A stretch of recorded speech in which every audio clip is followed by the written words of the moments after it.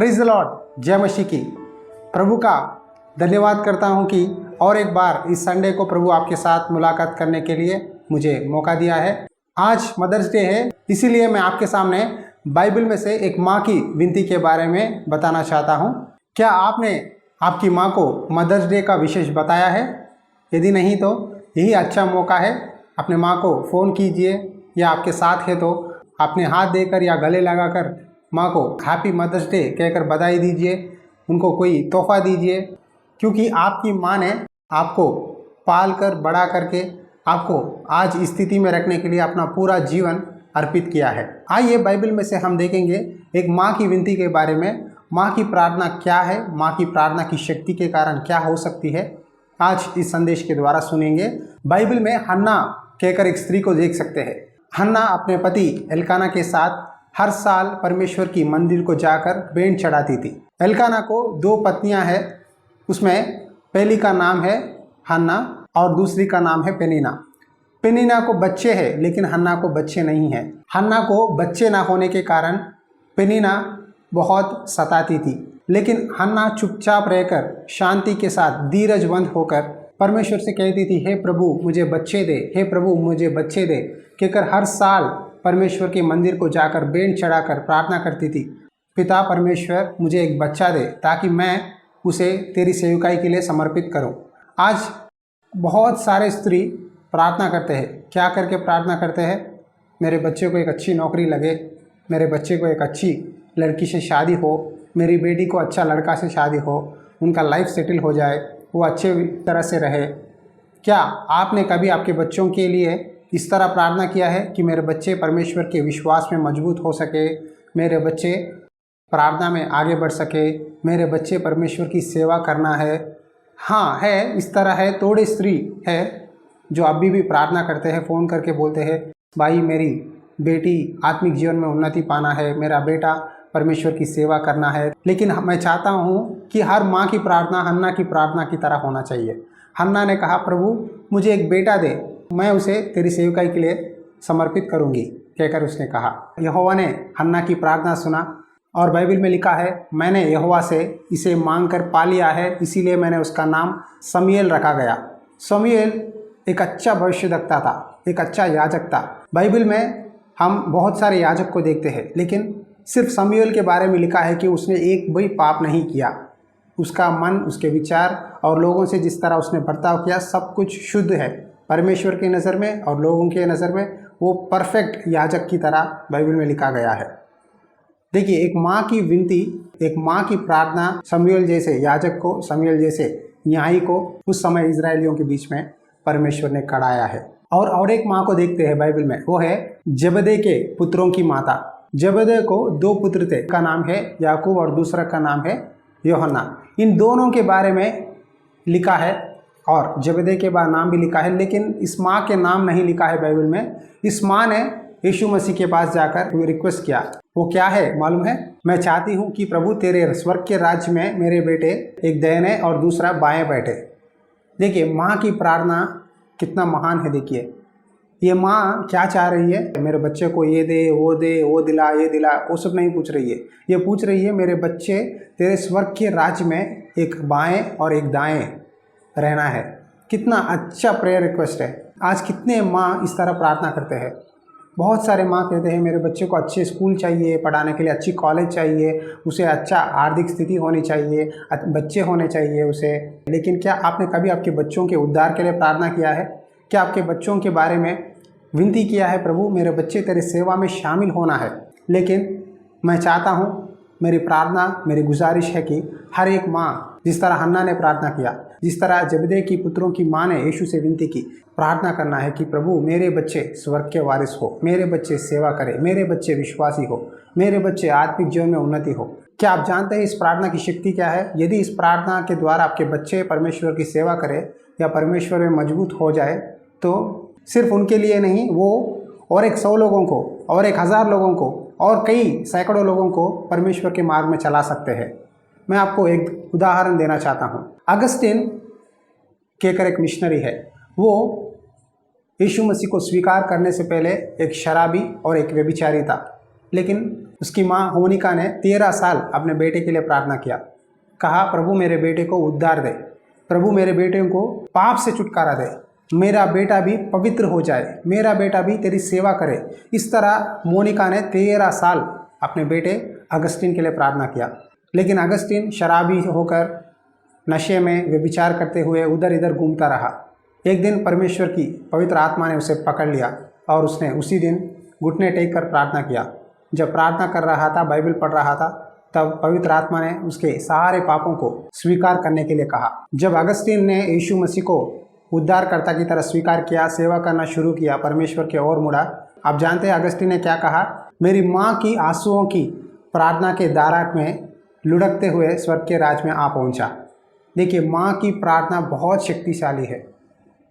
आपके घर में आपकी माँ है तो मत कहिए तुझे कुछ भी नहीं मालूम, तुझे क्या मालूम फ़ोन के बारे में, तुझे क्या मालूम इसके बारे में, तुझे क्या मालूम संसार के बारे में, तुझे क्या मालूम पढ़ाई के बारे में, मेरी टेंशन के बारे में तुझे क्या पता, तुझे क्या चिंता। माँ को गालियाँ मत दीजिए, डांटिए मत। घर में जितना भी मुसीबत हो, बाहर पति को या बच्चों को जितना भी टेंशन हो, सब टेंशन माँ पे निकालते हैं। सही है नहीं? अगर आप कॉलेज जाते हैं या नौकरी करते हैं, कुछ टेंशन गड़बड़ हो गया, घर आने के बाद माँ को डांटते हैं, कॉफ़ी दे, ये दे, वो दे, ये अच्छा नहीं है, वो अच्छा नहीं है।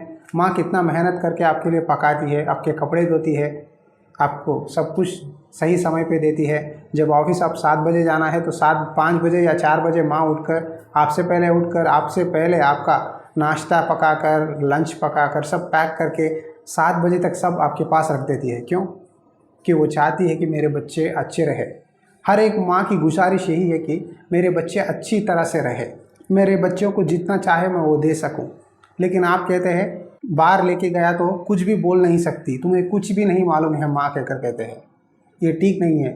शायद आपकी माँ को आप जैसा स्मार्टफोन इस्तेमाल करना या बाहर लोगों से किस तरह बात करना नहीं मालूम है, लेकिन आपकी माँ आपको अच्छी तरह से जानती है, वो आप नहीं जानते। वो आपसे अच्छी तरह से प्रार्थना करती है प्रभु से, वो अच्छी तरह से आपके घर के काम करती है जो आप नहीं कर सकते हैं। इसीलिए मसीह में प्यारे भाइयों और बहनों, यदि आप आपकी माँ की निंदा कर रहे हैं, यदि आपने आपके माँ को डांटा है, तो माँ के पास जाकर माँ को कुछ तोहफा दीजिए। आपकी माँ क्या चाहती है, आपकी माँ क्या पसंद करती है, वो देकर माँ से माफ़ी मांगिए। शायद माँ साड़ी पसंद करती है तो साड़ी दो, या स्वीट तो स्वीट दो। वो जो चाहती है, जो पसंद करती है, आप जानते हैं ना, जाके माँ को दो। माँ को बोलो, माँ मुझे माफ़ करो, मैंने बहुत सताया है, तुम मेरे लिए प्रार्थना करो, तेरी प्रार्थना बहुत शक्तिशाली है माँ, कहकर माँ से बात करिए। सुसन्ना कहकर एक स्त्री है, वो स्त्री को 19 बच्चे पैदा हुए, उसमें से 9 बच्चे मर गए, लेकिन 10 बच्चे जीवित रहे।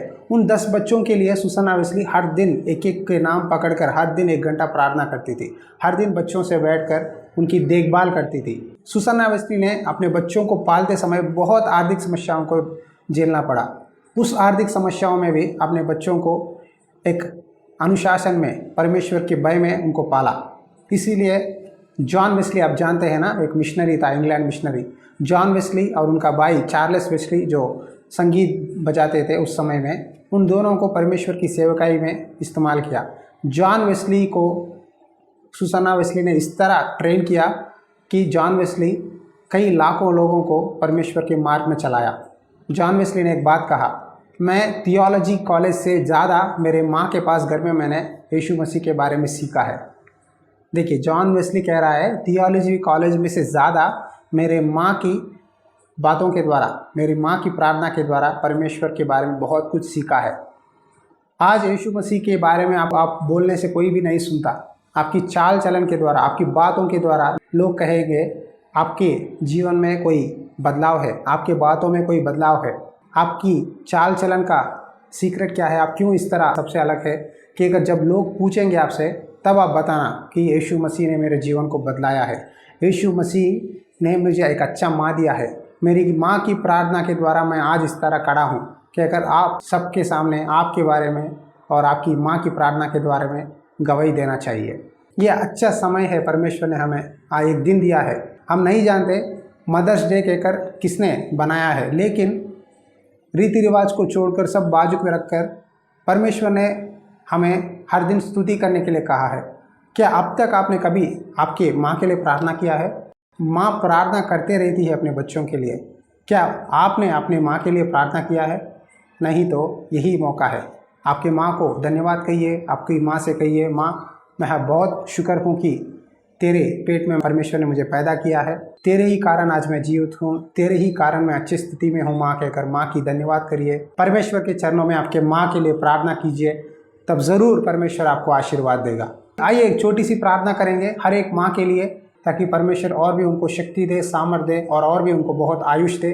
अनुग्रहकारी और दयालु परमेश्वर, इस समय प्रार्थना करते हैं जिस तरह प्रभु हन्ना ने अपने बेटे के लिए प्रार्थना किया, प्रभु जबदे के पुत्रों की माँ ने प्रार्थना किया, सुसन्ना ने प्रार्थना किया, मोनिका ने अपने बच्चों के लिए प्रार्थना किया। प्रभु हर एक माँ की ख्वाहिश है कि मेरे बच्चे स्वर्ग के राज में जाए, मेरे बच्चे परमेश्वर के विश्वास में आगे बढ़े, मेरे बच्चे परमेश्वर की सेवा करें, कहकर माँ की दिल प्रार्थना करता है। प्रभु आज हम हमारे माँ के लिए प्रार्थना करते हैं। प्रभु जहाँ भी हो प्रभु, माँ की मेहनत के द्वारा आज कई बच्चे अपने जीवन में कामयाबी पाए हैं। प्रभु हर एक माँ को आज आशीर्वाद दीजिए प्रभु, उनको अच्छी ताकत दीजिए, अच्छी तंदुरुस्ती दीजिए, हर एक बीमारी को निकाल दीजिए प्रभु, उनको चंगा कर पिता। इस संसार में प्रभु और भी बहुत सारे सेवक उठने के लिए सहायता कर। उन सेवकों के पीछे एक माँ की प्रार्थना चाहिए प्रभु, एक माँ की विनती चाहिए, ताकि उस प्रार्थना के द्वारा कई लाखों और करोड़ों लोग प्रभु तेरे स्वर्ग के राज में आए प्रभु। हर एक स्त्री को आशीर्वाद दे प्रभु, उनको और भी बहुत आयत से आशीष देकर उनके सारे इच्छाओं को पूरा कर। ये प्रार्थना सुन, जो लोग ये संदेश सुन रहे हैं उन सबको याद कर पिता, उनके दिल के मनोरथों को तू सुनकर आशीर्वाद दे प्रभु।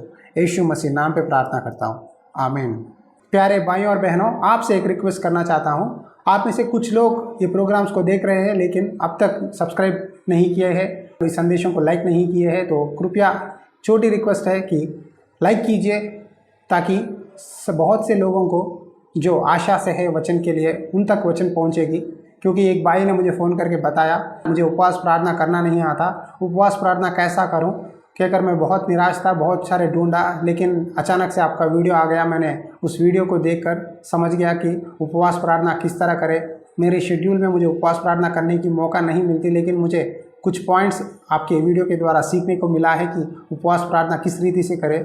उस भाई के पास ये वीडियो पहुंचा, मैं बहुत खुश हुआ। परमेश्वर प्रभु, जो भी हम मेहनत से प्रभु तेरी कृपा के कारण तेरे संदेश को यूट्यूब के द्वारा हम दे रहे हैं, ये असफल नहीं हुआ है, ये काम कर रहा है कुछ लोगों के जीवन में, कहकर बहुत धन्यवाद करता हूँ यीशु की। इसीलिए कृपया लाइक कीजिए, इस संदेशों को शेयर कीजिए, उसी तरह सब्सक्राइब करके बेल आइकन को क्लिक कीजिए, ताकि हर एक नोटिफिकेशन आपके पास पहुंचेगा। वही नहीं, यदि लॉर्ड्स हाउस चैनल को और बहुत दिनों से देख रहे हैं, अब तक आपने हमें फ़ोन नहीं किया है या मैसेज नहीं किया है, तो व्हाट्सएप पर आप मैसेज कर सकते हैं, आपका नाम, आप कहाँ से है, और प्रेयर रिक्वेस्ट भी आप हमें बता सकते हैं। हम आपके लिए प्रार्थना करेंगे। आप भी मुझे आपके भाई समझकर, एक बेटा समझकर प्रार्थना कीजिए हमारे लिए, हमारे परिवार के लिए, ताकि और भी परमेश्वर के वचनों को आपके बीच में ला सकूं।